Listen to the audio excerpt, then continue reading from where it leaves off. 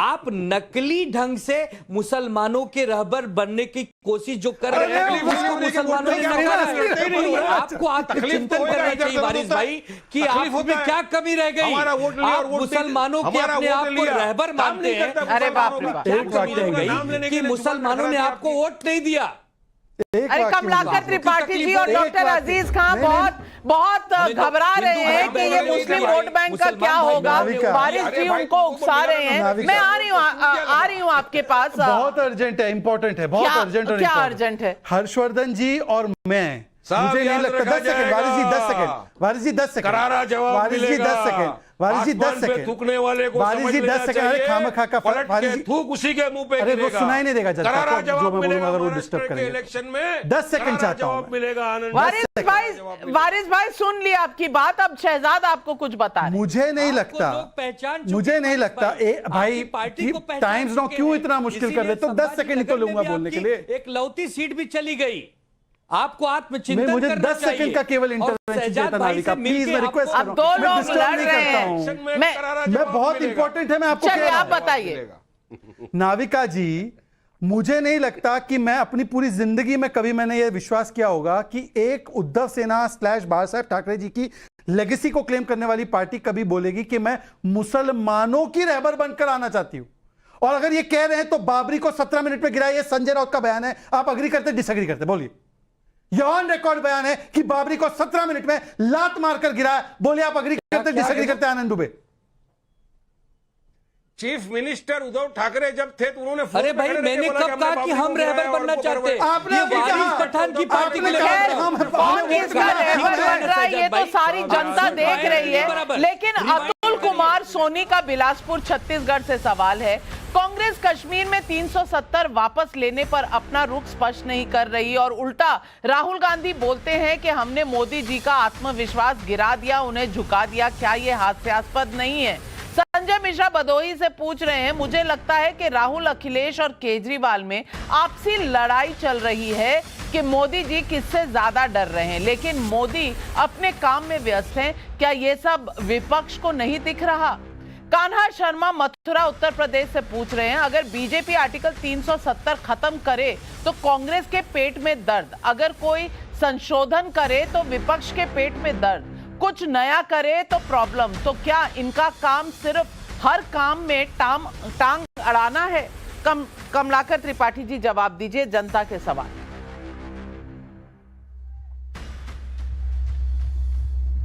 नाविका जी, कांग्रेस का और पूरे इंडिया गठबंधन का काम सत्ता पक्ष को मदान होने से रोकना और आम जनता की बातों को मनवाना है, और यही हमने किया है। हम किसी भी चीज पे, इसके पहले तक मोदी जी किसी चीज पर डिस्कशन नहीं करते थे। वो अपनी विंस एंड फैंसीज पर काम करते थे। वन फाइन डे कोई चीज अनाउंसमेंट कर देते थे। अब भी करी, बिल पर, अब भी वक्फ बिल पर कर दिया उन्होंने announcement. One nation one election पर भी कर दिया और वो हो जाएगा। हाँ, सुन लीजिए, वक्फ बिल चला गया जेपीसी के लिए। अग्निवीर वाले पर इनको जो है वो वापस करना पड़ा अपना।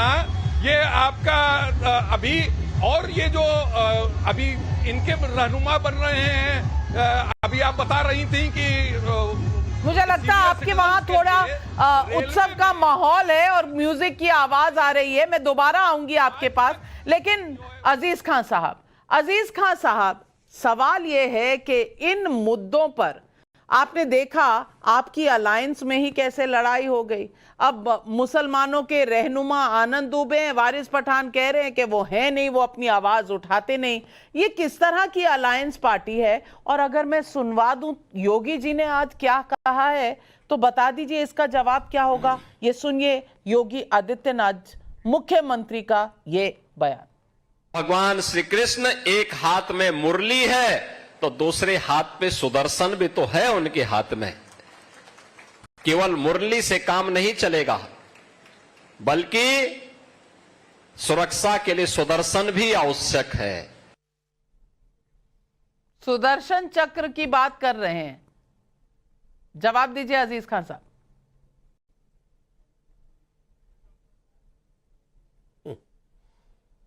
नाविका जी, वही तो मैं कह रहा हूं कि ये सरकार सिर्फ बातों की सरकार है, हकीकत में कुछ नहीं है।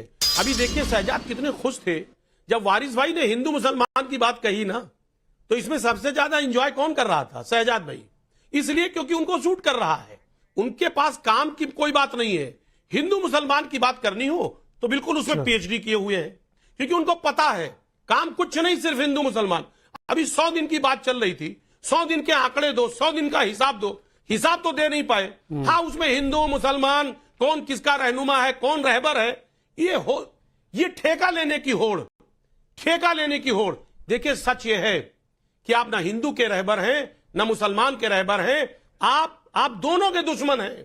आप कर्मचारी विरोधी हैं, नौजवान विरोधी हैं, देश विरोधी हैं, क्योंकि आप देश से झूठ बोलते हैं, बड़ी बड़ी वादे। अभी मैं योगी जी को सुन रहा था, सुदर्शन कह रहे थे साहब लॉ एंड ऑर्डर। आज उत्तर प्रदेश के लॉ एंड ऑर्डर की क्या पोजीशन? तो लॉ एंड ऑर्डर में तो अयोध्या की बात है। और उदित राज, हर्षवर्धन त्रिपाठी जी, जब उदित राज कहते हैं कि बुलडोजर चला दो अयोध्या पर, मंदिर पर, राम मंदिर पर, तब क्या होता है?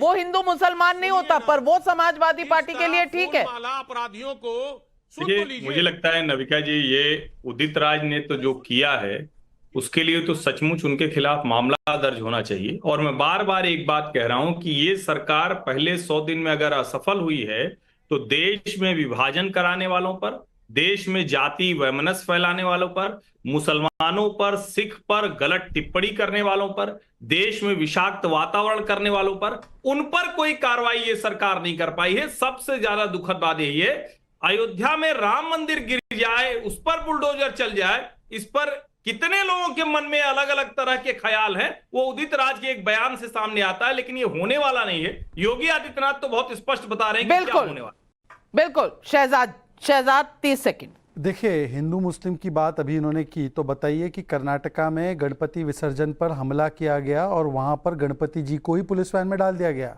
ये कौन कर रहा है? वहां पर अवैध मस्जिद के बारे में अनिरुद्ध सिंह नाम के उनके ही मंत्री ने बात रखी और बोला लव जिहाद भी हो रहा है। ये कौन बोल रहा है? और आप कह रहे हैं ना कर्मचारियों की बात, हिमाचल में कर्मचारियों को वेतन नहीं मिला, 3.5 लाख कर्मचारियों को, वहां पर पेट्रोल, डीजल, दूध, सबके दाम बढ़ा दिए। हिसाब सबका जरूरी है और यही सवाल पब्लिक भी पूछ रही है। पीयूष करम लेकर बिलासपुर छत्तीसगढ़ से कह रहे हैं, दावा तो यह किया जाता है कि वक्फ की संपत्ति का इस्तेमाल जन कल्याण के लिए होगा। तो जरा बताएं कि कितने वक्फ संपत्ति पर अस्पताल खोले गए हैं, स्कूल खोले गए हैं। अमरीक सिंह मोहाली से सवाल पूछ रहे हैं, पी चिदम्बरम तो यूपीआई का भी मजाक उड़ाते हैं, लेकिन यूपीआई आज कितनी बड़ी ताकत है ये दुनिया देख रही है। इसी तरह से वन नेशन वन इलेक्शन पर भी उनका क्या स्टैंड रहेगा, ये सवाल आज जनता पूछ रही है। जनता असली हिसाब देख रही है। विपक्ष और सत्ता पक्ष, इनके बीच में नोक झोंक और उतार चढ़ाव तो चलते रहेंगे, लेकिन जनता क्या मानती है? क्या मोदी सरकार झुक रही है या झुकेगा नहीं पर चल रही है? और विपक्ष कितने पानी में है?